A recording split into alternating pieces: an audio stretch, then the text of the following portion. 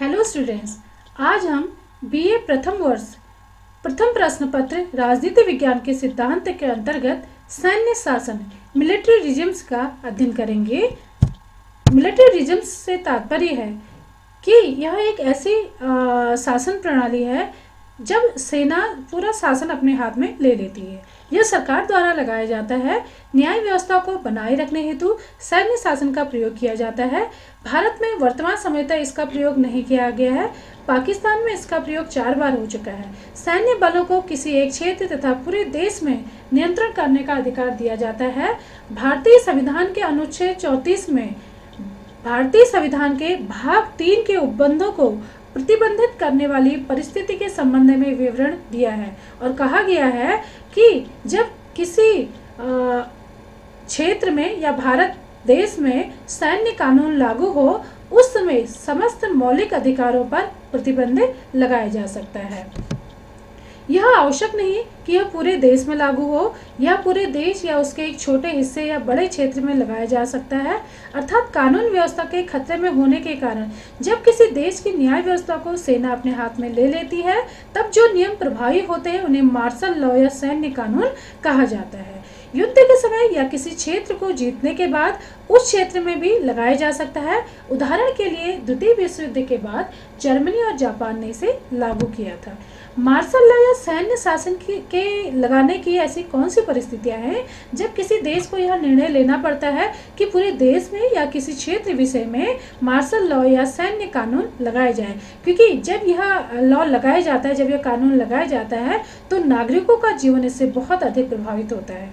किसी भी राष्ट्रीय विपदा के आ जाने पर युद्ध या स्टेट वॉर की स्थिति में सारा शासन सेना के हाथ में आ जाता है। इस समय आम नागरिक की व्यवस्था को हटा दिया जाता है, अर्थात जो मौलिक अधिकार सिविलियंस के लिए, नागरिकों के लिए इनकी व्यवस्था की गई है, इन पर प्रतिबंध लगा दिया जाता है। परंतु भारत में इसको लगाने के विषय में कोई विशेष स्पष्ट उल्लेख नहीं है। इसके स्थान पर आपातकाल की व्यवस्था की गई है और आपातकाल का उल्लेख किया गया है। सैन्य शासन का प्रभाव, जब सैन्य शासन लगाया जाता है तो समाज पर, नागरिकों के जीवन पर इसका क्या प्रभाव पड़ता है, यह हम देखते हैं कि न्याय के लिए मार्शल लॉ के समय विशेष ट्रिब्यूनल कोर्ट्स की व्यवस्था होती है और कोर्ट मार्शल किया जाता है। अर्थात अगर कोई अपराधी है तो उसके खिलाफ जो मुकदमा चलेगा वो सैनिक न्यायालय में चलेगा और उच्चतम न्यायालय के अधिकार क्षेत्र से सैन्य न्यायालय बिल्कुल बाहर होते हैं, फ्री होते हैं। मार्शल लॉ के समय सामान्य नागरिकों पर उसी प्रकार से सैन्य न्यायालय द्वारा कार्रवाई की जाती है जिस प्रकार से एक सैनिक पर। सैन्य शासन से लोकतंत्र को भारी नुकसान पहुंचता है। क्यों? क्योंकि जो लोकतंत्र का मूल आधार है वो नागरिकों को ही केंद्र मानकर चलता है। अब्राहम लिंकन ने भी कहा था कि लोकतंत्र जनता का, जनता द्वारा और जनता के लिए शासन है। लेकिन जब मार्शल लॉ लगाया जाता है, सैन्य कानून लगाया जाता है, तो उस समय नागरिकों के सारे मौलिक अधिकारों को प्रतिबंधित कर दिया जाता है। इन पर पाबंदियां लगा दी जाती हैं और अपने अधिकारों की रक्षा के लिए ये उच्चतम न्यायालय या उच्च न्यायालय में नहीं जा सकते, तो इसलिए लोगों द्वारा इसका विरोध भी किया जाता है। भारत में इसके विकल्प के रूप में आपातकाल की व्यवस्था की गई है, क्योंकि उच्चतम न्यायालय सैन्य शासन के समय निष्प्रभावी हो जाता है और इस समय सत्तारूढ़ दल कई बार लोकतंत्र के बुनियादी मौलिक अधिकारों को लंबे समय तक चोट पहुंचाने का प्रयास कर सकता है। सैन्य शासन या मार्शल लॉ लगाने के नियम, इसको लगाने के तरीके एक देश से दूसरे देश में भिन्न हो सकते हैं या बदले हुए हो सकते हैं, लेकिन कुछ नियम इसमें एक से रहते हैं। इसके अंतर्गत कर्फ्यू आदि का विशेष कानून होते हैं। कर्फ्यू का प्रावधान होता है। कर्फ्यू का मतलब आप जानते हैं कि 5 से अधिक लोग किसी सार्वजनिक क्षेत्र में एकत्रित नहीं हो सकते। लोग वहाँ पर एक स्थान से दूसरे स्थान पर नहीं घूम सकते जहाँ पर मार्शल लॉ लगाया गया है। आवागमन नहीं हो सकता है, यातायात की सुविधा नहीं मिलेगी। सिविल लॉ का सस्पेंशन हो जाता है, सिविलियन कोड बंद हो जाते हैं। आर्मी चाहे तो किसी को भी जेल में डाल सकती है या फिर उसी स्थान पर मार भी सकती है। मिलिट्री कोर्ट के जज कभी भी नोटिस देकर किसी को भी कोर्ट में बुला सकते हैं। बंदी प्रत्यक्षीकरण याचिका, जिसके अंतर्गत अगर आप अपराधी नहीं हैं तो आपको जमानत पाने का अधिकार भी है। इस तरह की जो याचिका है उनको निलंबित कर दिया जाता है। जो भी सिविलियन सेना कानून का विरोध करते हुए दिखे तो उनका मुकदमा मिलिट्री कोर्ट में चलता है। भारत में सैन्य शासन का विकल्प है।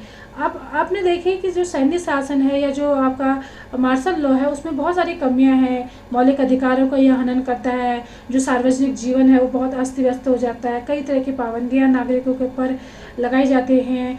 तो इसलिए भारत में एक विकल्प के तौर पर राष्ट्रीय आपातकाल की व्यवस्था की गई है।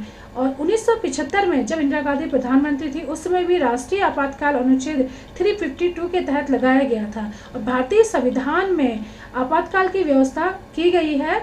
और इसलिए की गई है क्योंकि इसमें सारे के सारे मौलिक अधिकार प्रतिबंधित नहीं होते हैं। सैन्य कानून केवल मौलिक अधिकारों को प्रभावित करता है, अर्थात इसमें केवल मौलिक अधिकार ही प्रतिबंधित होते, बाकी और व्यवस्था पे इसमें प्रभाव नहीं पड़ता है। जबकि राष्ट्रीय आपातकाल के समय जो मौलिक अधिकार हैं वो सारे के सारे मौलिक अधिकार पर प्रतिबंध नहीं लगता है। कुछ अनुच्छेद 20 और 21 को छोड़कर अतिरिक्त जितने भी मौलिक अधिकार हैं उन पर प्रतिबंध लगाया जाता है। इसके अलावा जो शक्तियों का केंद्रीकरण है, जो केंद्र सूची है, राज्य सूची है, समवर्ती सूची है, उनका केंद्रीकरण केंद्र की ओर चला जाता है आपातकाल के समय। आपातकाल के समय सारी शक्ति केंद्र के हाथ में होती है, तो इस समय कोई भी अदालत सस्पेंड नहीं होती है, अर्थात जो जितने भी कोर्ट हैं, आपका सुप्रीम कोर्ट है, हाई कोर्ट है, वो सभी कार्य कर रहे होते हैं। सैन्य शासन के समय सभी मौलिक अधिकारों में प्रतिबंध होता है, जबकि आपातकाल के समय अनुच्छेद 20 और 21 में वर्णित मौलिक अधिकारों के अतिरिक्त सभी अधिकार में प्रतिबंध होता है। अनुच्छेद 20 में कहा गया है कि अपराधों में दोष सिद्धि के संबंध में संरक्षण का अधिकार भारतीय नागरिकों को दिया गया है। अनुच्छेद 21 है आपकी प्राण एवं दैहिक स्वतंत्रता का अधिकार इसमें दिया गया है, जो मनुष्य के अस्तित्व को बनाए रखने के लिए बहुत ही आवश्यक है। इसलिए सैन्य शासन के समय सारे मौलिक अधिकार प्रतिबंधित हो जाते हैं और पूरी तरीके से एक बंधा हुआ महसूस करता है नागरिक, और कहीं भी वो अपने आप को स्वतंत्र महसूस नहीं कर सकता। सब तरह की पाबंदियां उस पर लगाई जाती है। इसलिए आपातकाल की व्यवस्था भारत में की गई है और बहुत ही विकट परिस्थितियों में मार्शल लॉ लगाया जा सकता है, परंतु वर्तमान में यहाँ इसका प्रयोग नहीं किया गया है। इस प्रकार हम देखते हैं कि जो सैन्य शासन या मार्शल लॉ है उसमें कई सारी कमियां हैं, और इससे जो नागरिक हैं, जो जनता है, वो बहुत ज़्यादा बधी रह सकती है या अपने विकास से दूर हट सकती है। इसलिए लोगों द्वारा इसका विरोध भी किया जाता है। और आपातकाल इसकी तुलना में एक उत्कृष्ट श्रेणी का हम कह सकते हैं, या नागरिकों के कुछ अधिकारों की रक्षा करने वाला हम कह सकते हैं कि आपातकाल। और दोनों ही आपातकाल या राष्ट्रपति शासन या सैन्य शासन की बात हम जब करते हैं, दोनों ही कहीं न कहीं जो नागरिक जीवन है उसको प्रभावित करते हैं और कहीं न कहीं उनके विकास को अवरुद्ध करने का प्रयास करते हैं। और प्रत्येक देश के द्वारा, प्रत्येक सरकार के द्वारा कोशिश की जाती है कि ना ही मार्शल लॉ और ना ही आपातकाल लगाया जाए और स्थिति को सरकार के द्वारा कंट्रोल किया जाए। आज का लेक्चर यहीं पर समाप्त होता है।